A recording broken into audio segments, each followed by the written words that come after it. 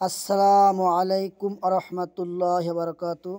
প্রিয় বার্ষিক পরীক্ষার্থী আমার ভাই ও বোনেরা, আজকের আমি জানাবো ক্লাস 6 থেকে ক্লাস 10 পর্যন্ত বার্ষিক পরীক্ষার সমাধান। কিভাবে আপনারা প্রশ্ন পাবেন, কিভাবে পরীক্ষা দিলে আপনারা ভালো নাম্বার পেয়ে পাস করতে পারবেন। সর্বপ্রথম জানাই, এনটিআরসিটি অফিস থেকে একটা নোটিশ দিয়েছে সারা বাংলাদেশে বিদ্যালয়ে যে সেই নমুনা অনুযায়ী তারা প্রতি বিদ্যালয় স্যারেরা প্রশ্ন করবে।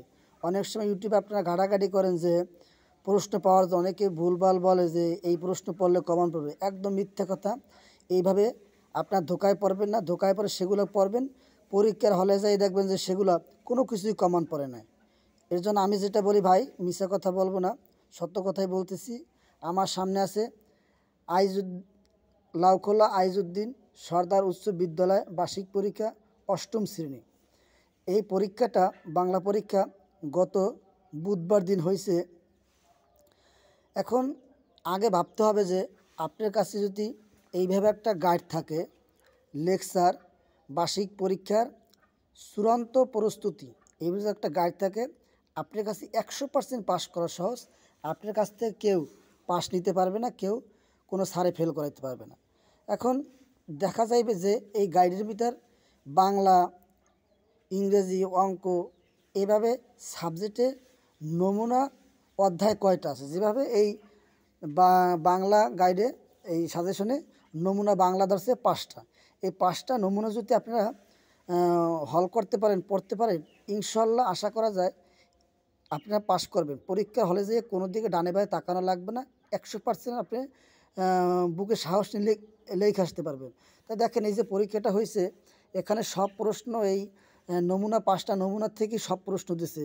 এই যে নৈবিত্তিক 15টা, তারপর এক কথায় উত্তর, তারপরে রচনামূলক অংশ, এখানে যা আছে সবগুলি এই 5টা নমুনা থেকেই দিছে। আগে আমরা একটু নৈবিত্তিক দেখি। এখানে সব একদম নিচে নৈবিত্তিক আছে, নিচের কোন বানানটি শুদ্ধ। এই দেখছেন এখানে আছে নিচের কোন বানানটি শুদ্ধ বানান, এখান থেকে ধরছে। তারপরে রবীন্দ্রনাথ ঠাকুর কত সালে মৃত্যুবরণ করেন, দেখেন এখানে কিন্তু আছে এই যে রবীন্দ্রনাথ ঠাকুর কত সালে মৃত্যুবরণ করেন। তারপরে প্রশ্ন আছে যে কলের কোকিল কতবার একই গত গাইল তবু ক্লান্ত হলো না। এখানে কিন্তু এই যে এই প্রশ্ন আছে, দেখছেন কলের কোকিল কতবার।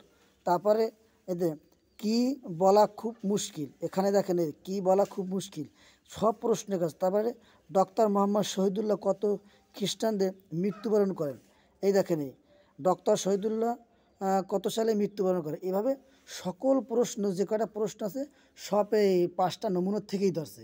ক্লাস 6 থেকে ক্লাস 10 পর্যন্ত এই লেকচার গাইডের যদি আপনি ফলো করেন, তাহলে আপনার ইনশাল্লাহ পাস করতে পারবেন। যে বিদ্যালয়ে যে গাইডের বেশি মান আছে, যে গাইড বেশি চলে, সেই গাইডের নমুনা প্রশ্নগুলো একটু আপনারা পড়েন। নমুনা প্রশ্নগুলো পড়লেই ইনশাল্লাহ আপনার কাছ থেকে কেউ পাশের মান নিতে পারবে না। ভাই, আশা করি সত্য কথা বললাম। যদি আমার ভিডিওটা ভালো লেগে থাকে, আমার ছাত্র ভাই বোনেরা একটু শেয়ার, লাইক দিয়ে আমার পাশে থাকবেন। আসসালামু আলাইকুম।